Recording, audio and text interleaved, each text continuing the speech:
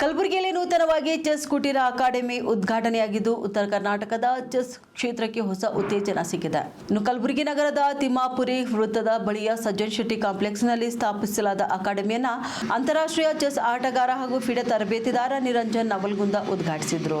ಈ ಕುಟೀರವು ಉತ್ತರ ಕರ್ನಾಟಕದಲ್ಲಿ ಯುವ ಪ್ರತಿಭೆಗಳನ್ನು ಹೊರತರುವ ಮಹತ್ವದ ವೇದಿಕೆಯಾಗಲಿದೆ. ಇದೇ ವೇಳೆ 16 ವರ್ಷದೊಳಗಿನ ಮಕ್ಕಳಿಗಾಗಿ ಮುಕ್ತ ಚೆಸ್ ಪಂದ್ಯಾವಳಿ ಆಯೋಜಿಸಲಾಗಿದ್ದು, ವಿವಿಧ ವಯೋವರ್ಗಗಳಲ್ಲಿ ವಿಜೇತರಿಗೆ ಬಹುಮಾನ ಕೂಡ ವಿತರಿಸಲಾಯಿತು. ಇನ್ನು ಒಟ್ಟು ಸ್ಪರ್ಧೆಯಲ್ಲಿ ಪ್ರದೀಪ್ ಪಾಟೀಲ್ ಪ್ರಥಮ ಸ್ಥಾನ ಪಡೆದರೆ ಸಾತ್ವಿಕ್ ಬಿಕೆ ದ್ವಿತೀಯ ಹಾಗೂ ವೇದಾಂತ್ ಶರಣಬಸಪ್ಪ ತೃತೀಯ ಸ್ಥಾನ ಪಡೆದಿದ್ದಾರೆ. ಇನ್ನು ಕಾರ್ಯಕ್ರಮದಲ್ಲಿ ಅನೇಕ ಗಣ್ಯರು ಕೂಡ ಉಪಸ್ಥಿತರಿದ್ದರು.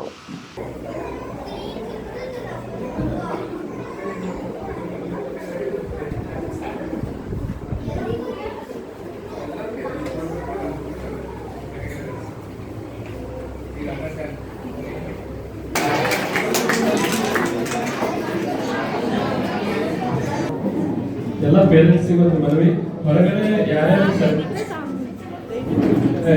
ಎಕ್ಸಿಟ್